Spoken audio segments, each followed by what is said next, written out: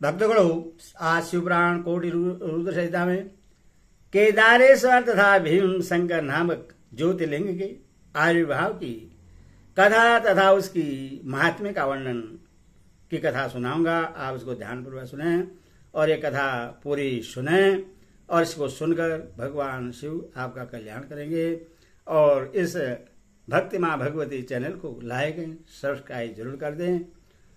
कथा सुनिए। सूर्य कहते हैं, ब्राह्मणों, भगवान विष्णु के जो नर नारायण नामक दो अवतार हैं और भारतवर्ष के बद्रिकाश्रम तीर्थ में तपस्या करते हैं, उन दोनों ने पार्थिव शिवलिंग बनाकर उसमें स्थित हो पूजा ग्रहण करने के लिए भगवान शंभु से प्रार्थना की।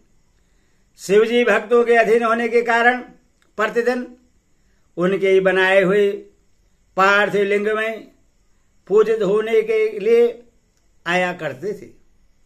जब उन दोनों की पार्थिव पूजन करते बहुत दिन बीत गए, तब एक समय परमेश्वर शिव ने प्रश्न होकर कहा, मैं तुम्हारी आराधना से बहुत संतुष्ट हूं, तुम दोनों मुझसे वर मांगो।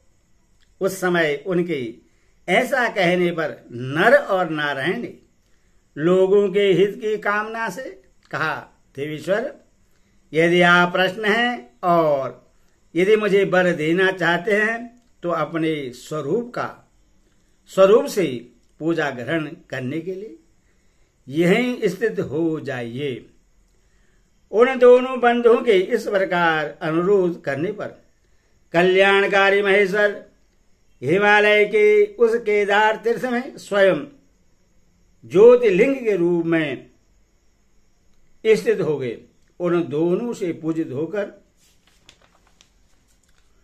संपूर्ण दुख और भय का नाश करने वाले शंभु लोगों का उपकार करने और भक्तों को दर्शन देने के लिए स्वयं केदारेश्वर के नाम से प्रसिद्ध हो वहां रहते हैं। वे दर्शन और पूजन करने वाले भक्तों को सदा अभिष्ट वस्तु प्रदान करते हैं। उसी दिन से लेकर जिसने भी भक्ति भाव से केदारेश्वर का पूजन किया, उसके लिए स्वप्न में भी दुख दुर्लभ हो गया। जो भगवान शिव का प्रिय भक्त वहां शिवलिंग के निकट शिव के रूप से अंकित वल्य, कंकण या कड़ा चढ़ाता है, वह उस बल युक्त स्वरूप का दर्शन करके समस्त पापों से मुक्त हो जाता है, साथ ही जीवन मुक्त भी हो जाता है। जो बद्रीवन की यात्रा करता है उससे भी जीवन मुक्ति प्राप्त होती है। नर और नारायण के तथा केदारेश्वर शिव के रूप का दर्शन करके मनुष्य मोक्ष का भागी होता है। इसमें शेष नहीं है। केदारेश्वर में भक्ति रखने वाले जो पुरुष वहां की यात्रा आरंभ करके उनके पास तक पहुंचने के पहले मार्ग में ही मर जाते हैं, वो भी मोक्ष पा जाते हैं। इसमें विचार करने की आवश्यकता नहीं है। केदार तीर्थ में पहुंचकर वहां प्रेम पूर्वक केदारेश्वर का पूजन करके वहां का जल पी लेने के पश्चात मनुष्य का फिर जन्म नहीं होता।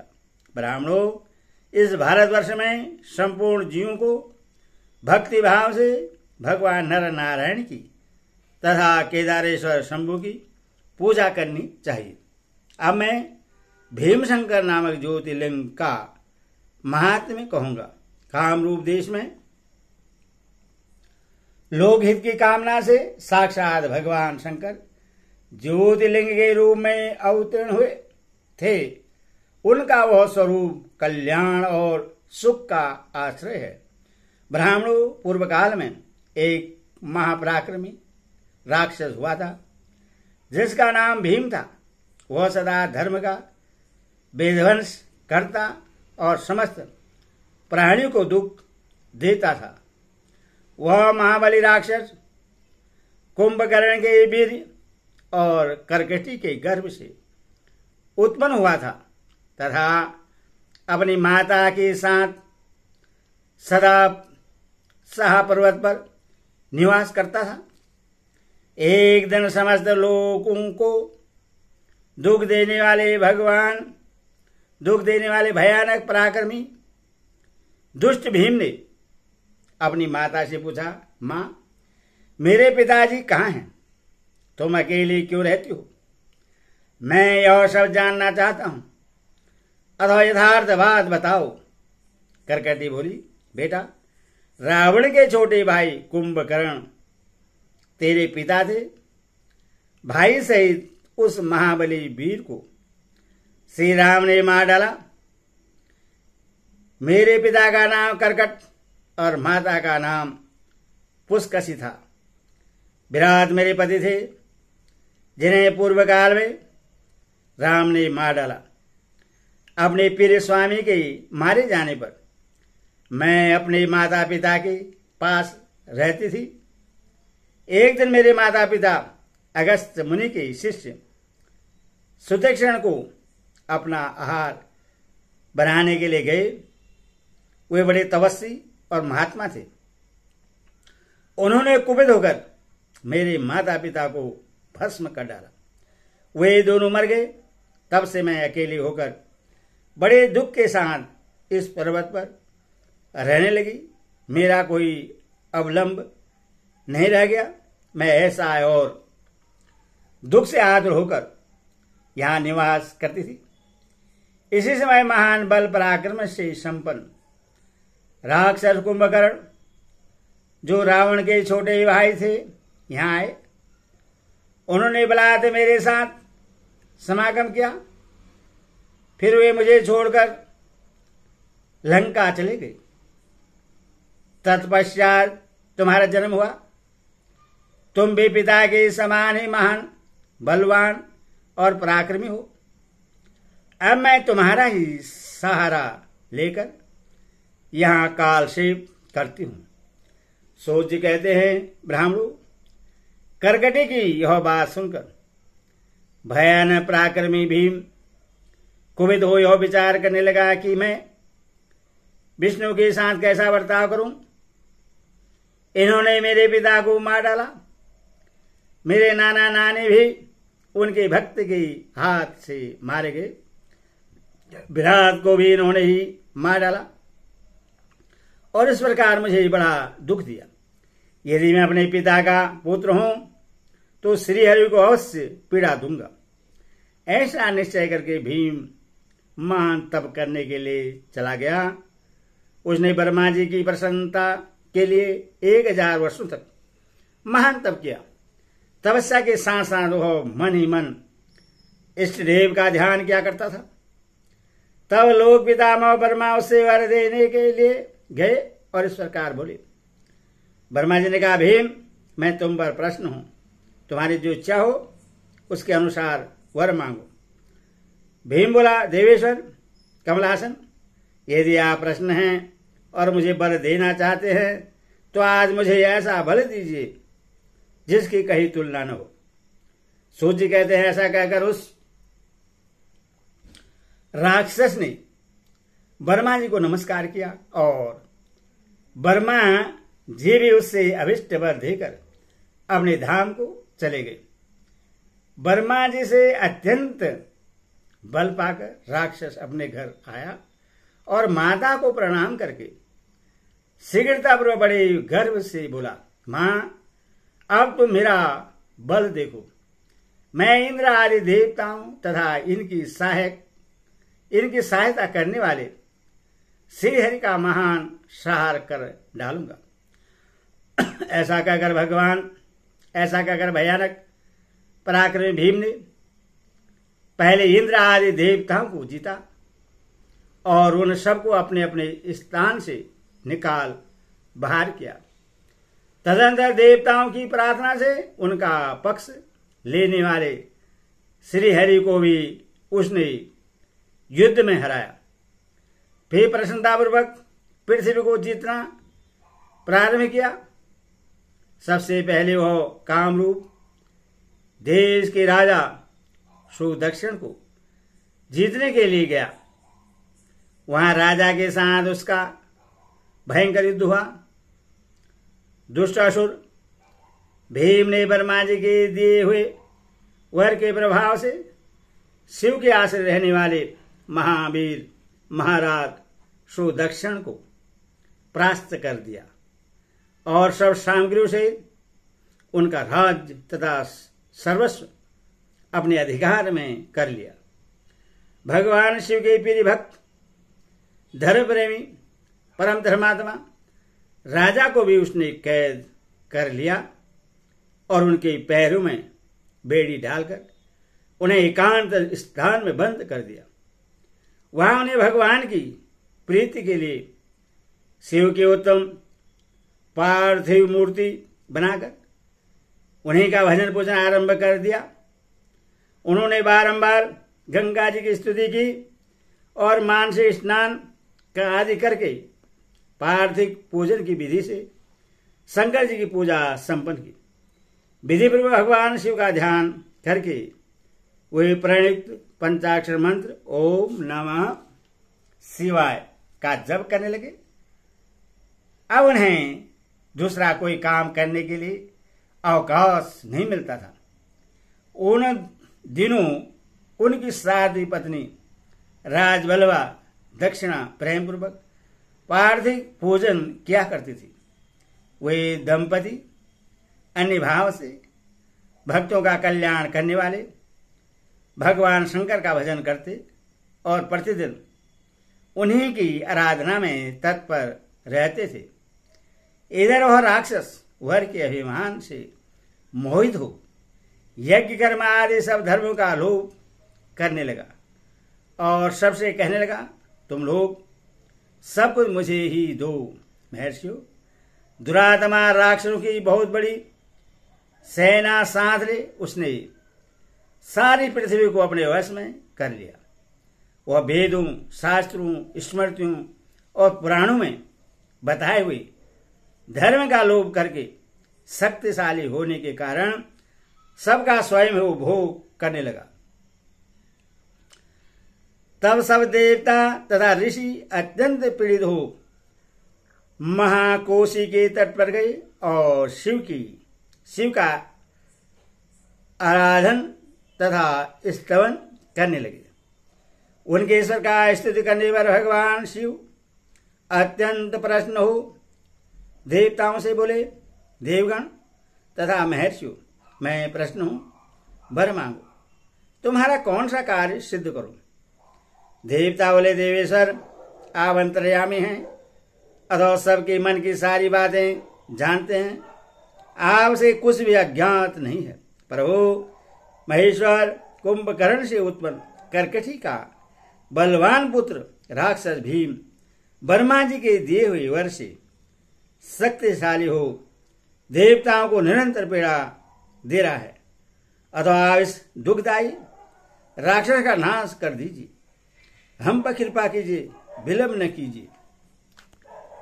शंभु ने कहा, देवताओं, कामरूप देश के राजा सुदक्षिण मेरे श्रेष्ठ भक्त हैं, उनसे मेरा एक संदेश कह दो, फिर तुम्हारा सारा कार्य शीघ्र ही पूरा हो जाएगा।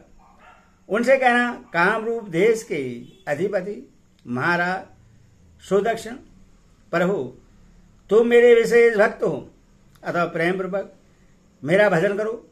दुष्ट राक्षस भीम बर्मा जी का वर पाकर प्रबल हो गया है, इसीलिए उसने तुम्हारा तिरस्कार किया है, परंतु अब मैं उस दुष्ट को मार डालूंगा, इसमें संदेह नहीं है।